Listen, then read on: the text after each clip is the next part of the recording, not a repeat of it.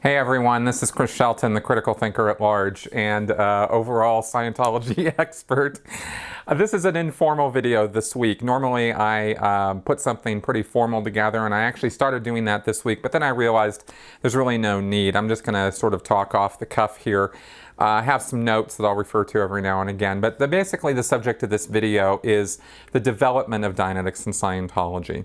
And the reason for this video is I'm going to be, and I've been teasing this for a while, I'm going to start this video series soon on breaking down the fundamentals of Dianetics and Scientology bit by bit. But before I do that, I realized that there have been a couple things I have been really negligent in not doing over the last 3 years or so that I've been doing these videos on my channel here. And that is explaining some of the most fundamental concepts and principles of Dianetics and Scientology. Even more, a broad overview I think is necessary before I get into that series on the various fundamentals of Scientology, because I haven't really assumed that everybody knows all this stuff, but I just haven't really put a lot of importance on the idea of you know, the chronology and development and vast bulk of the materials of Dianetics and Scientology and how much there is. I'll be using some graphics I'll show you as I go through this video on some of the materials as we walk through them. But it's as you can see here in this picture, there is a tremendous volume of materials. You know, you can say a lot of things about L. Ron Hubbard, and I certainly have. But one of the things about him that is very, very true is the man was prolific. He wrote a lot. And he talked a lot too. He had thousands of lectures. And to try to summate all of that is a little bit of a task, but that's what I'm basically tackling here in this video. And one of the reasons this became really abundantly clear that it was so needed is because I have recently been doing some study of another destructive cult, not Scientology, that also has a vast amount of written material and spoken material by its founder. And that video will be coming shortly on my channel. But in doing that, I really needed help from people who had been in that destructive cult to help me find what was important, what wasn't, how does all this material break down. I was overwhelmed by all of it. And it's not hard for me to project that other people would have the same thing about all of the materials of Dianetics and Scientology. So if you're interested in that, that's what we're going to cover here. So the very first work that I'm aware of with Dianetics and Scientology, and it started with Dianetics and then moved into Scientology. So Dianetics started with a manuscript, not even a formal book, called Abnormal Dianetics. And this was the manuscript that became a book called Dianetics, the Original Thesis. But back in 1947-48, when Hubbard wrote this manuscript, it was what he sent to the American Psychiatric Association and the American Medical Association with the hopes that they would pick up on it and run with it. And instead they looked at it and went, yeah, pseudoscience, dude, not interested. And, you know, sent it back to him. We're not at all interested in what you're trying to propagate here.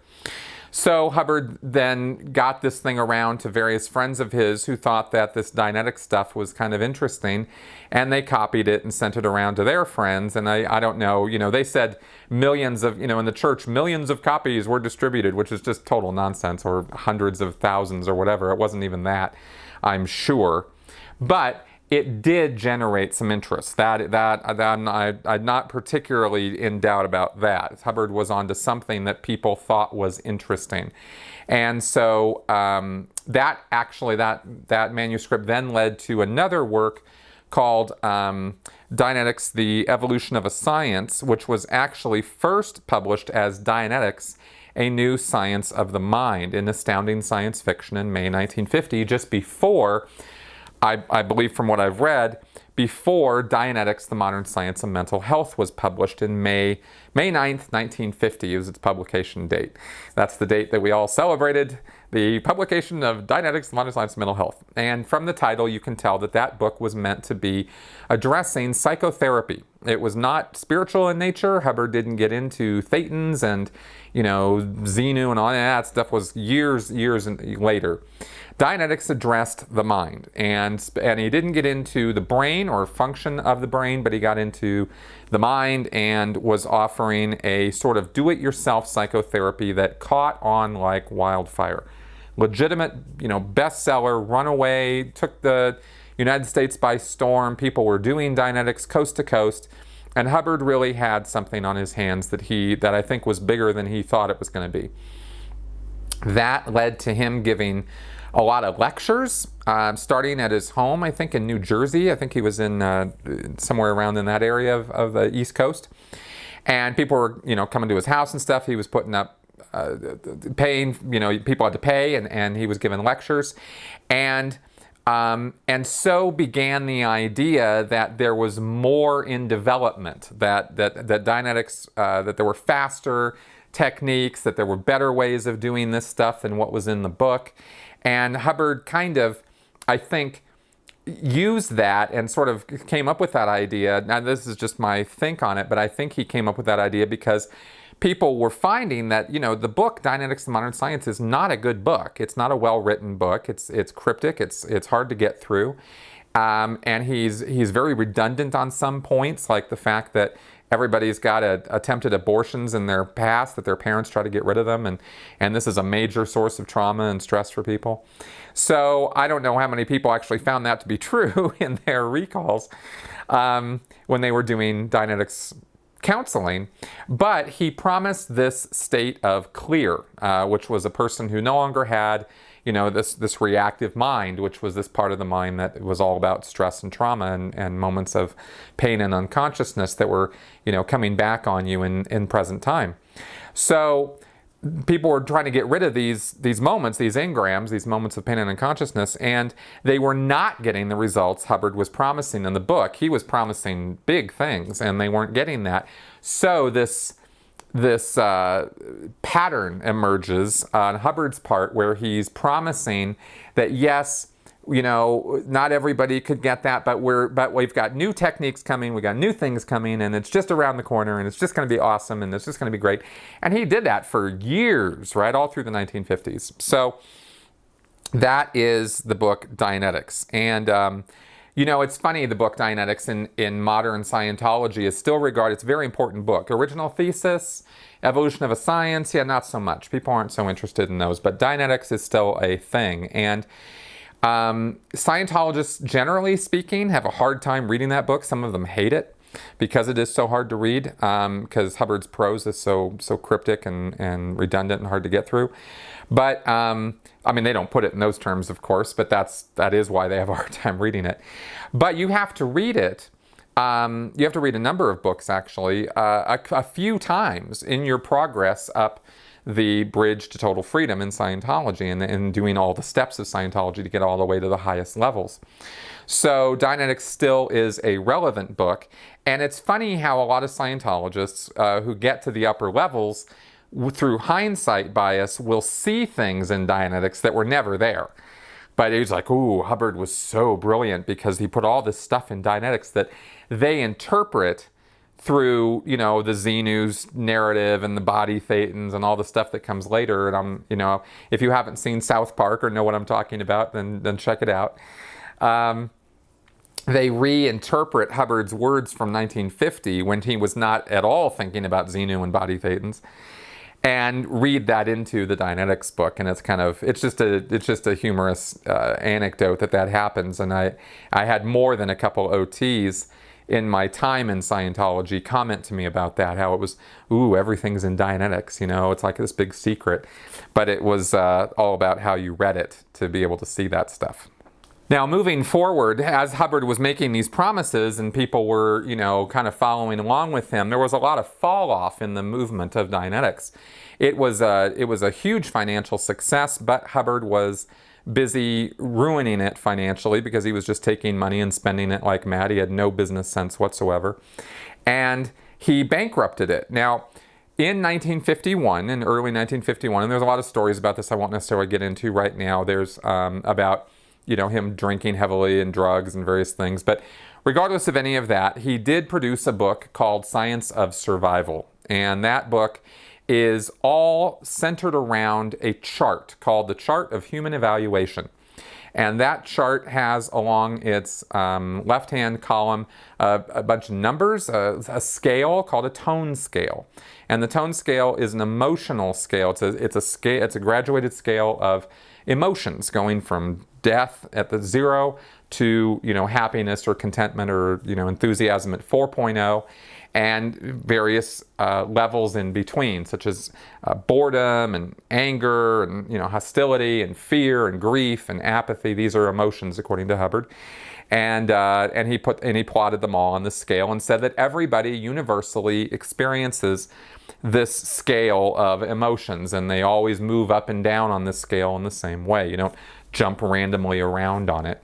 And this whole book, Science of Survival, was explaining this chart with all these columns on it that laid out the behavior of people at different levels of this tone scale. This is a very foundational work to all of Dianetics and Scientology, still a very important book in Scientology for a number of reasons.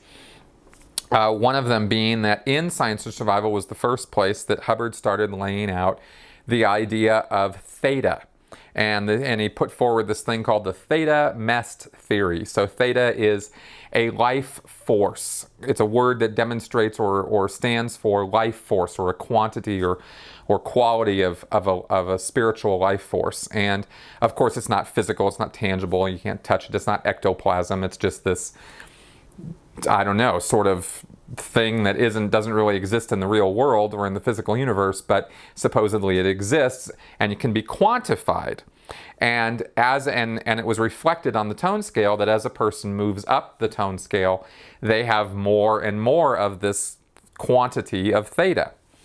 And MEST, matter, energy, space, and time, MEST, is the physical universe. And Hubbard said in Science of Survival that theta is impacting on MEST and trying to conquer it, and this is the dynamic that exists in life between spiritual reality and physical reality. And people bought into this, right? There's no evidence or proof of any of this stuff, and this is the point. This is one of the key points that you have to take on faith within Scientology, is that this stuff exists, called theta.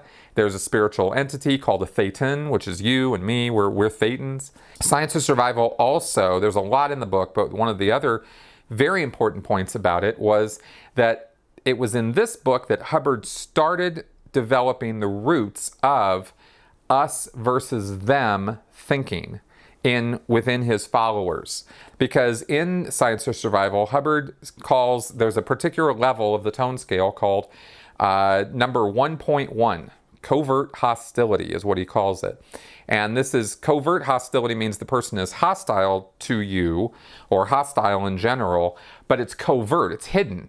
This is the person who's smiling at you while they have a knife behind their back waiting to stab you, right? That's covert hostility. And so when you have people who are, snide and, sort of smarmy with you, very passive-aggressive kind of behavior, that's 1.1, right? That's 1.1 on this scale. And Hubbard spent pages and pages and pages talking about these 1.1s, because he said that when a person is at the level of 1.1, they are liars, they are perverts, they are cheaters, they are not to be trusted in any way. And oddly enough, basically he was describing himself. And I guess that's why he could elucidate on it for, hours on end.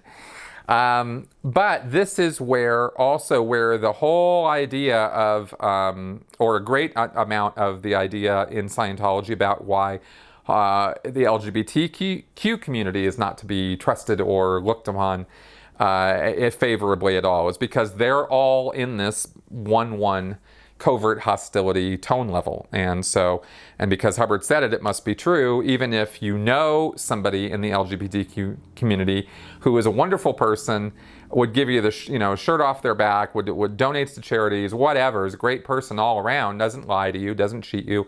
Scientologists think, well, that's just a reflection of his smiling countenance, and really he's just waiting to stab you in the back, right? And they don't trust them. So that's all because of Hubbard. So that was Science to Survival, and like I said, still a very important book. This was in 1951. Now, through 1951, Dianetics started becoming bankrupt. It went bankrupt. And Hubbard then got a millionaire, Don Purcell, to bail him out, or he offered to bail out Hubbard. Moved his operation to Wichita, Kansas in 1952, I think, around that time, in that year. And try to sort of reboot Dianetics, kind of. He wrote a book called Self-Analysis, which is sort of a book that describes doing some memory exercises and recalling things in the past that have happened to you. There's a whole lists of things to recall. And then when you do the exercises, you recall different senses. So you might recall a time that you ate an ice cream and try to remember what the smell was. Or what did you hear while you were, running down the beach one day or something. There's all these different things you recall, and it's just basically trying to improve a person's memory. And generally speaking, when you do an exercise like that, whether you do it yourself, it's called self-analysis because you can do it by yourself, or whether you're doing it with somebody else, you'll recall some funny, memories, or some times when you felt pretty good about things and have a nice, little surge in your emotional state. And that's, supposed to be prove that Dianetics works, So that was self-analysis. 1952 is also the year that the E-meter, the electropsychometer, started coming into use in Scientology. And this was an invention of a guy named Volney Matheson. He offered it up to Hubbard. Hubbard started using it and started writing about it. There was an article called Electropsychometric Auditing, and Hubbard started encouraging its use. In fact, in 1952 is when there was a lecture series that Hubbard gave, where he gave his first lecture on the use of the E-meter and demonstrated it. And that was in early 1952. And from that point forward, for a number of years, the E-meter was very, very, very important to Hubbard's work and to the development of Scientology, because Hubbard was using it to plot incidents earlier than this lifetime on people. Him and his wife, Mary Sue, were doing a lot of research on this and recalling things from the past. And Hubbard was very electrified by all of this and thought that he had really found, the key to something important by, people remembering things that had happened to them 2,000, 3,000, 50,000, 500,000 years ago, here on this planet and in other places.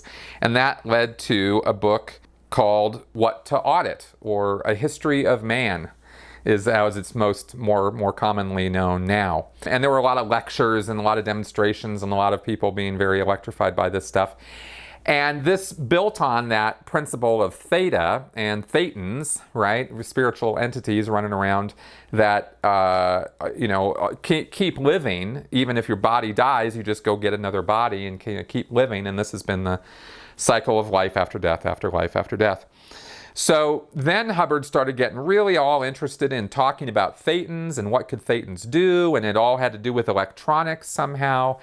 And it's, and there's all kinds of pitfalls and logical holes and all of this stuff that I'm not going to get into right now. But this is where the direction of Hubbard's writing was going, is what I'm trying to stay on the path of here. And he put out a few books in mid to late 1952. Scientology, and he became fascinated with the number 8 because he was all into how 8 is the infinity symbol upright, right, or turned on its side. And so he used that in his book titles. He had a book called Scientology 88, which was a limited edition handwritten manuscript. Then there was Scientology 880. Then there was Scientology 88008. And these were supposed to be kind of formulas. These numbers had meaning, where, for example, 88008 is the attainment of infinity for a being. Okay, so infinity is like obviously this really great place to be. You're like, oh, I'm all powerful, right? And the way you attain infinity is you take the apparent infinity of the physical universe, and you reduce it to 0. That's the first 80. And you take the apparent nothingness or 0 of you, and you expand it to infinity. So infinity is achieved by 8008, if you follow that logic. And that book is extremely important in Scientology to this day. And it was the handbook of a series of 76 lectures Hubbard gave in December 1952 in Philadelphia. And this was called the Philadelphia Doctorate Course. This lecture series is where Hubbard claimed that he was friends with Aleister Crowley, for example, and a lot of other things that he claimed in that lecture series about electronics and how a Thetan controls his body and controls the physical universe through electronics, through electronic flows and pressure ridges and tractor beams and all this kind of nonsense. And again, no proof for any of this stuff. Hubbard was just like rolling it off the top of his head as far as I could tell. But he was making all kinds of claims about this. And as a result, when Scientologists study this material, especially the Philadelphia Doctorate Course, they have to learn all about electronics and electricity and where all this stuff works. And they take Hubbard's material and they use that as the foundation of their understanding of electronics and physics and science. And so, they think Hubbard got it all right, and all of science is getting it wrong if they disagree with what Hubbard is asserting or talking about. So that's, I've gotten a lot of questions over the years about, why aren't there people in Scientology who, know about physics and science and electronics and stuff? Well, yeah, they do, but they sublimate their understanding of this stuff to what Hubbard says, and they put Hubbard's words on a pedestal, and that's how they sort of, understand this stuff. Okay, now 1953, moving on, he continued into talking about, the lectures become really obscure in this time period, 53, 54, 55, where he kind of went really deep into, this really crazy amounts of weird stuff about trying to get people out of their heads and having out-of-body experiences. And he thought that was the way to go with the Scientology auditing. Because what had happened is Dianetics had tanked again and gone bankrupt again. Hubbard cheated Purcell out of all kinds of stuff in Wichita. And he moved his whole operation to Phoenix, Arizona, and started the Church of Scientology. And that became kind of a thing. I think it was in late 1953 that all went down. So Scientology was now the thing he was running with. In that year, 1953, is when he put a book together called How to Live Though an Executive, which is kind of funny because everybody always reads the title How to Live Through an Executive, but it's How to Live Though an Executive. This was Hubbard's first stab at any kind of real organizational put together and stuff. I think he'd written maybe 1 or 2 articles before that about group Dianetics or something, but that was an abysmal failure. And trying to apply Dianetics principles to a group, that didn't go anywhere. And then he also published an article called This is Scientology, the Science of Certainty. And that was where Scientology sort of became a thing. And it was the science of certainty. This is where Hubbard really got into really pushing this idea that what you need is to be certain of things, and knowledge is power, and Scientology is all about that, and about giving you the certainty and positive understanding that you need to, conquer your demons and get along in life. And that's the whole thrust of the subject. In 1954 was a sort of an establishment period. There was, again, a lot of lecturing being done to professional auditors down in Phoenix, but also Hubbard started taking a stab at putting together public dissemination materials and something he called Golden Dawn, which, if you're familiar with OTO and Crowley's work and some of that occult stuff, the term Golden Dawn comes right out of that.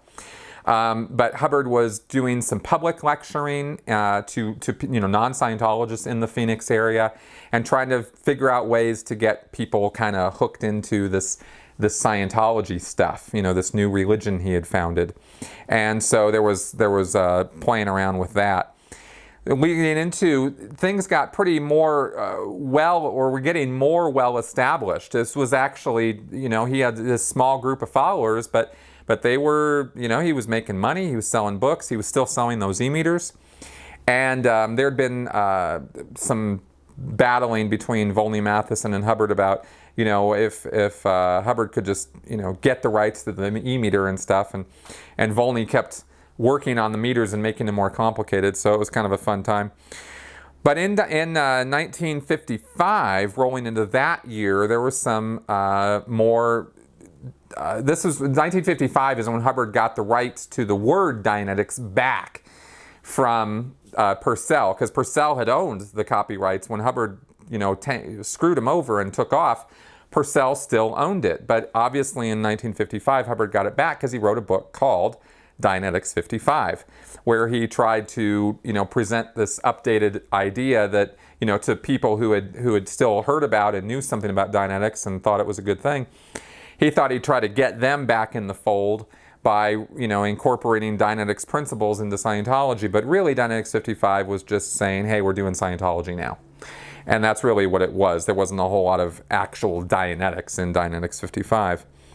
That year, 55, was also notable because that was when Hubbard published a paper called The Scientologist, a Manual on the Dissemination of the Material. And that is the work where Hubbard talks about ruining people utterly and being quite harsh with critics of Scientology. And he was developing at this point, and I think had already pretty much gotten rolling on it, but this is where he was committing to writing that, we deal with our critics in a very, very harsh, authoritarian, never forgive, never forget sort of attitude. That was also the year that he published a book called The Creation of Human Ability, which is noteworthy because all this stuff about having, getting people popped out of their heads and being exterior, in other words, having out-of-body experiences, this was still a thing, and the creation of human ability was was the first stab at a sequence of steps that a person could do that would get them to a much higher spiritual state of awareness and ability, which became, years later, this Scientology grade chart that we all know about.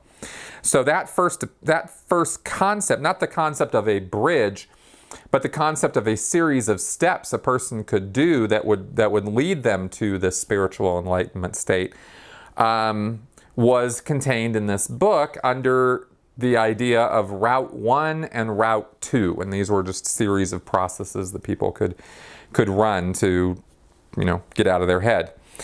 Then also this year, 1955, if you've heard about this, was the year that Hubbard published or put out that book on brainwashing.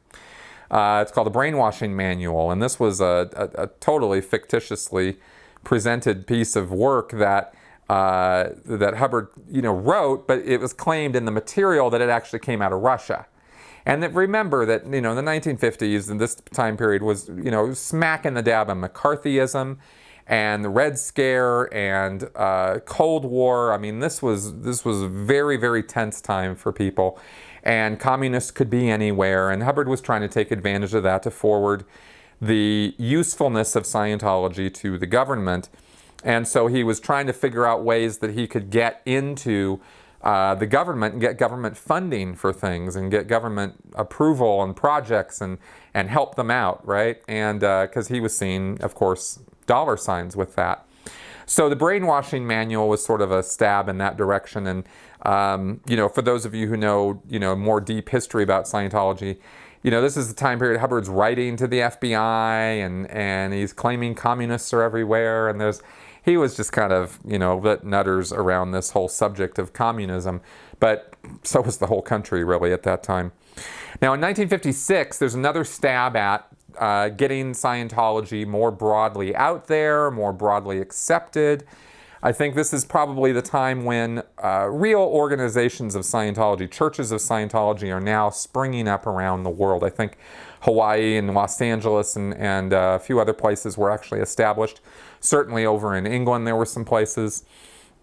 So Hubbard was trying to figure out, okay, how do we grow this thing? And so he wrote a book called Scientology, The Fundamentals of Thought, which was sort of a, here are the basics of Scientology at this time. And this was also supposed to be the book that would be translated into other languages to introduce Scientology to other people. So that was the purpose of the Fundamentals of Thought. This was also the year 1956 when he wrote The Problems of Work. Now, all these books that Hubbard was writing, especially in the early years, 1951, 2, 3, all those books that were published, Hubbard was giving lectures and series of lectures talking about the book, talking about the things that the techniques he was releasing and the new methods that people should use, and then he was also giving public congresses where new people could come, and Hubbard was lecturing in his rambling manner about this, that, and the other thing, trying to get them sold on some basic principles that most of the time were pretty common sense stuff. All these congresses occurred through the 1950s, as well as professional lectures to professional auditors and these stabs at getting new people in. So in 56, Hubbard wrote a book called The Problems of Work, which was supposed to be a sort of another one of these common sense sort of guides to being able to work better using Scientology principles, like, you know, if you get a little frustrated at your job and you're not, you know, sure what to do with yourself, well, go take a walk and just go look at things, right? Which is a nice enough principle. But then Hubbard had to make it weird by saying that this was where exhaustion comes from, is that people sit and work at a desk and they get all exhausted, and what they need to do is go take a walk and keep walking until they feel exhausted, and then keep walking until the exhaustion goes away, like they get a second or third wind or something. And, you know, it's like you take this idea of like, hey, take a walk after work or take a walk on your break or something, you know, get some space, look around, and then he makes it weird by saying you got to do it until you know, practically collapse. So anyway, L. Ron Hubbard for you. 1957, Hubbard starts getting into nuclear concerns. Somehow that got on his radar, that the world was very concerned about this. He ends up writing a book called All About Radiation. And he gave a couple different lecture series about the problem with atomic weapons, and offered up, this is the first place where I believe this is where he starts really pushing vitamins and diazepam and I don't know, some other things as solutions to radiation and surviving radiation. This is where pseudoscience really comes out, which years later would develop into Hubbard's Purification Rundown, but it started here in 57. Now, kind of fast forward a couple of years, 1959 is a key year for Scientology, 1959 and 60, because that is when L. Ron Hubbard moved his operations to the United Kingdom, to St. Hill Manor in East Grinstead in England. And that was not only a move of the international headquarters from, I think, Washington, D.C. to St. Hill, but also this was a point where Hubbard gave a series of lectures in 1959 about the subject of responsibility. And he said, this is the thing. Responsibility is it. This is the point. This is how we make people who are not just clears, but operating thetans. They're these, you know, amazing spiritual beings. And so he gave a lecture series called The State of Man Congress. And this was a congress, so it was to new people as well as Scientologists. And in this congress, he heavily goes over this idea that the only thing that's really wrong with people, or the thing that's most wrong with people, is that they are keeping secrets, that they are not being honest with other people, that they are holding things back, and that they are not being responsible as a result of that. And he said that being responsible is the key to spiritual enlightenment and awareness. And so what you have to do is give up your secrets. And this is where the whole concept of security checking was born. And it was right in 1959, rolling into 1960. And in that time period is when, at St. Hill, is when Hubbard started something called the St. Hill Special Briefing Course. And this was an ongoing open enrollment sort of course where Hubbard was lecturing 2 to 3 times a week at St. Hill, and students were coming from around the world, flying to England, staying in East Grinstead, and learning from Hubbard how to be auditors, how to be the best and brightest auditors in the world. And so if you had the money and the time to give up to go spend months or a year at St. Hill, then Hubbard would train you personally. And of course, what's not said in any of the lectures or any of the books or anything is that Hubbard was ripping off ideas from other people left, right, and center during this time. But we won't get into any of that in this video, but there was a lot of that going on at St. Hill. People were giving him ideas or coming up with ideas of how to make the technology, the methods and stuff better. And Hubbard was taking them and saying he came up with them. And I mean, not even subtly. And he was pissing some people off with that. In the 1960s, during this time of the St. Hill Special Briefing course, it was an open enrollment course that ran from 1960 to 65 or 66 or so, 66. And in that 6-year period was developed modern Scientology. Through the 1950s, Scientology was very loosey-goosey. The methods were very loose. The people were doing stuff that they just were dreaming up on their own. They were using the books and the lectures as guides, but it was not a very formal, it wasn't as formal as it is now, let's put it that way. And it became formal, and the structure of auditing and the structure of Scientology processing became very same, right? In other words, this is how you start a counseling session. These are the commands that you use. This is how you end every single one of these auditing sessions. And all of this stuff was developed at St. Hill.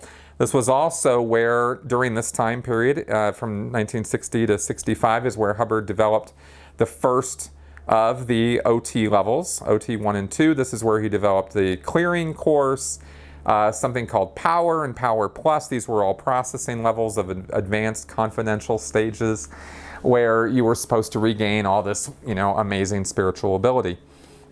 But it was also at St. Hill that Hubbard was running Scientology internationally. He was running all of the organizations around the world through this international telex network that at the time was, fairly state-of-the-art, I guess. And so he was getting and receiving these written telex communications from all these different organizations and telling them what to do. So this was also when he developed a lot of the policy letters of how organizations are supposed to be run. He looked at what he was doing at St. Hill and said, well, this is wildly successful because look at all these people who are coming here and doing this. So I'm going to tell people, based on what I'm doing here, how to run their organizations in their area, whether they're in Hawaii or Seattle or, Timbuktu. So these policy letters started being issued by the Ream, and they were printed on green ink on white paper. And the bulletins, these bulletins that Hubbard was writing, which had to do with technical and auditing matters and how you deal with people when you're counseling them or techniques of Dianetics and Scientology, those bulletins were issued on red ink on white paper, so you could differentiate the two when you were looking at issues and stuff. And eventually these all got put together in the 1970s into volumes of policies and volumes of bulletins. There's tons and thousands of these things. This is the time period when Hubbard developed the stuff about PTSness and suppressive people. PTSness is potential trouble source. It's the idea that you have these big bad suppressive people. And Hubbard said this was a technical matter. These were people who had issues, and he could resolve them if he wanted to. And then there were people who were connected to these antisocial personalities, these SPs, and they are PTS, they're trouble, they're potential trouble sources. And so he developed all of that. And out of that came all of the stuff about disconnection that we see now. That all started at St. Hill. Also at St. Hill was where Hubbard developed the ethics policies and the ethics conditions formulas, if you've heard about those, and all this heavy this is discipline and this is how we're going to run these organizations, and we're going to have a, an iron fist and a velvet glove, and that's what all this ethics stuff was about. He was an extreme disciplinarian, and he was pushing this down on his organizations. And then, so all that came out of St. Hill. Then in 1967, Hubbard took off. Scientology lost its tax-exempt status in the United States, and Hubbard was seeing the writing on the wall and thinking, this is not good. So he took off to the Mediterranean and that down in Spain and Portugal and that region, and he managed to convince about 20 or 30 people to go off with him into the Sea Project. And this was all through 1967, where nobody really knew where Hubbard was. And he left other people in charge at St. Hill, and he kind of said, okay, I'm done running things, although he wasn't. And he went off to his ships and decided to sail around on the high seas, which he did for many, many years, and sort of was in hiding from the law. And his whereabouts were confidential. Only select people could know. And this is when Scientology really took a turn for the worse into real cult mentality, because he'd established all the sort of guidelines and the framework of a destructive cult by this point, with the ethics and the antisocial personalities and the us versus them thinking. But it was in '67 that really he put the clamps down when he started up the Sea Organization. Which is not to say, and when I say something like that, I don't mean that there weren't destructive cult aspects going on before that.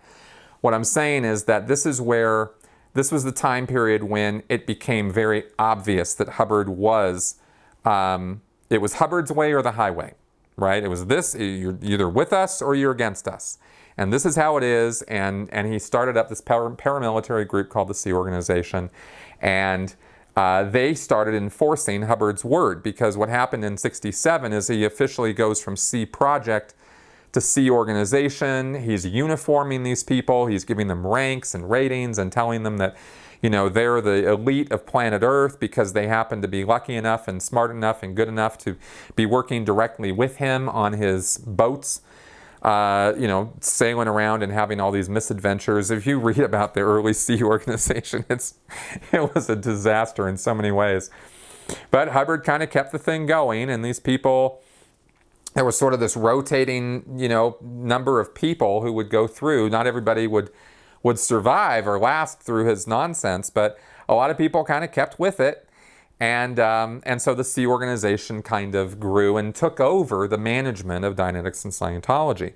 In 1967 is also when Hubbard developed the OT3, which is the XENU narrative, and the whole thing about body thetans and how we were all trapped here and blown up in volcanoes, and that whole story. That was all in 1967. In 1968, Hubbard kind of, looked at the, international situation with Dianetics and Scientology and said, oh my God, it's a mess. You guys messed up everything. People were, by this point had started altering some of the stuff that Hubbard had said to do to make it quicker and easier to do. And Hubbard got really pissed about that. And he sent his Sea Org guys around to kick ass and take names. And then on the ship that he was on, he called a bunch of auditors together, and he trained them on what was called the Class 8 course.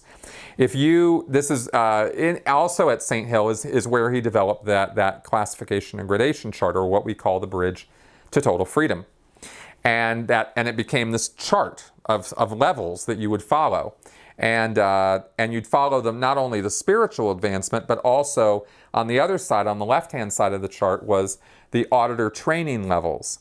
And so the St. Hill guys, the guys who went to St. Hill to train, were called Class 6 auditors. And now Hubbard invented this new level called the Class 8 course, which were supposed to be the baddest ass of all the baddest asses. And he called them all in, trained them, and they were sent back out in order to kick ass and get Scientology back on the rails and get things going again. On the ship, through this time period, 1969, 70, 71, is when Hubbard developed A lot of different auditing activities. The L rundowns were for executives, and these are now sold at Flag. They are the most expensive Scientology services you can buy. There's 3 of them. There's L10, L11, and L12. L stands for list, and these were originally lists of commands to run on somebody. And when you did L10, list 10, then they were an L10 completion. And when you did list 11, which was a whole different series of commands, then they were an L11 completion. And these were supposed to be spiritual boosters that were supposed to superpower the Scientology executives that were running his organizations, right? And also in this time period is when Hubbard developed something called expanded Dianetics. He took Dianetics and he sort of rehashed the whole thing in 1969 and called it standard Dianetics. Then he started using Dianetics to address psychosis and evil purposes and things that he said that were holding people back, and he called that expanded Dianetics. And he was developing more of these OT levels. And there was all kinds of minutiae and all kinds of things that were developing out of this time period. So we come forward, and we are getting near the end here now. In 1976 is when Hubbard wrote a book called had put together a book called The Volunteer Minister's Handbook, which has been revised a few times, but it was the beginning of the concept of getting Scientology ministers out there doing good work. Never really caught on very well. And now they've turned that into this whole program with the yellow shirts and people running around at disaster sites and natural disasters and stuff to sort of propagate, Scientology techniques. But that whole idea was sprung back in 1976. And finally, in 1980, facing, his wife and 10 other Scientologists facing criminal indictments for the Snow White program and the FBI having raided Scientology and all kinds of shenanigans coming out into the public light, Hubbard actually dared to put out a book called The Way to Happiness, which was a common sense guide to sensible behavior. If only Hubbard had followed it, maybe Scientology wouldn't have gotten into all the legal chicanery they got into. But he published The Way to Happiness, and that book has been used ever since as a sort of frontline book to show how non-harmful and how wonderful and how common sense Scientology is. And to this day, they get donations to send out thousands of those books into areas and just pass them out and try to give Scientology good names. So, all right. So, anyway, that is, it's kind of a bit of an overview as to how the thing developed. And I just wanted to kind of put that out there, not because I'm not pretending this was a complete rendition of everything, but I hope it sort of put some things into place as to how it all came about and in the sequence that it came about in. So if you hear about stuff, maybe you can kind of plug it into the timeline and make it make more sense to you. And I know for people who have no familiarity with all this stuff, it can be overwhelming and hard to figure out where do you start, what is this stuff all about, how did it get this crazy? And I hope this video has given a little bit of a review of that for you so that it makes a little bit more sense. But like I said, I know this wasn't a real formal thing, and I could have probably done a lot better job with this, but there you go. Thanks for watching, and I'll see you guys next time. Bye-bye.